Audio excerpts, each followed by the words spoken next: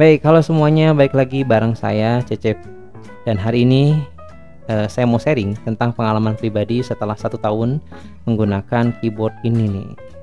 Nah, NYK Nemesis Diamond MKN08. Nah, ini keyboard ini sudah kita beli ini kurang lebih 1 tahun yang lalu. Dan ini keyboard layoutnya compact banget dan ini udah pas banget untuk kebutuhan kita nih. Nah, keyboard mekanik ini kurang lebih harganya 670-an waktu kita beli di Shopee waktu itu, dan itu tanggalnya kurang lebih nih 2023 ya, dan ini kurang lebih setahun lebih begitu. Dan untuk keyboard ini dari sisi pengalaman pribadi nih ya, untuk harganya cukup lah ya, untuk harga segitu di 400-an. Terus untuk desainnya ini bagus banget ya, ini cakep lah. Untuk koneksi ini ada koneksi dari Bluetooth ya, terus juga ada ini menggunakan Type C dan pakai dongle ya. Jadi ini bisa multifungsi ya. Jadi bukan hanya kalau di Windows, nanti kita bisa ke Mac juga, bisa ke Android juga. Ini berguna banget ya untuk multifungsi kayak begitu tuh untuk koneksinya. Dan ini juga ada drivernya khusus juga, jadi kita bisa setting nih untuk fungsi-fungsi dari keyboard tersebut.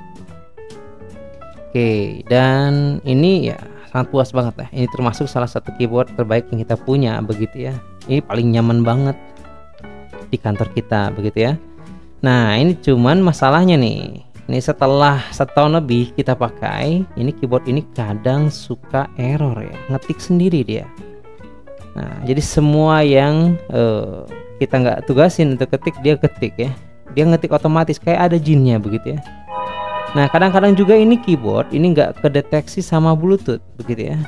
Dan ada coba cari solusi begitu ya.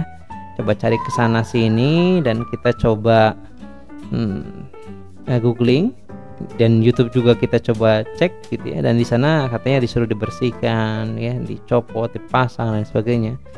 Nah, kita udah bongkar berkali-kali dan kurang lebih ya 5 kali lah kita bongkar, kita coba bersihkan dengan ini dan itu. Katanya pakai thinner, kita pakai thinner, kontak cleaner, kita pakai kontak cleaner gitu ya, dan lain sebagainya ya. Dan ternyata masih tetap belum sehat lagi ya. Nah, ngeselin banget nih ya, waktu kita mau kerja ternyata keyboardnya error. Dipakai pertama jalan, setelah itu error lagi. Nah, itu kan gak enak banget tuh ya. Lagi buru-buru begitu ya, lagi kita ada kerjaan yang dikejar deadline dan lain sebagainya, yang tiba-tiba gak bisa dipakai ya begitu ya. Ya, kita coba cari tempat servis ya, dan ternyata servisnya 250-an. Dan ini cukup untuk beli satu keyboard baru begitu ya. Jadi sayang banget kalau kita servis nih.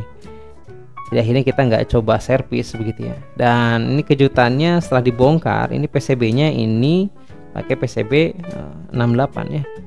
Ini salah satu PCB yang serupa dengan Zirfren. Entah ini sama atau gimana begitu ya, atau mungkin belinya atau gimana ya, saya nggak tahu lah. Tapi itu bagi saya mengejutkan sekali ya.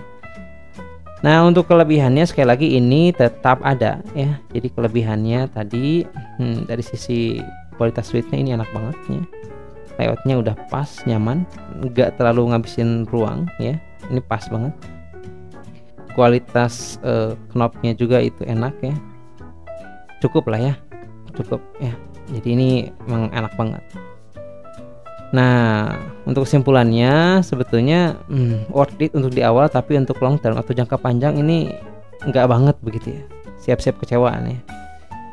Jika ada pertanyaan lagi apakah akan beli lagi atau enggak, ya jawabannya adalah enggak.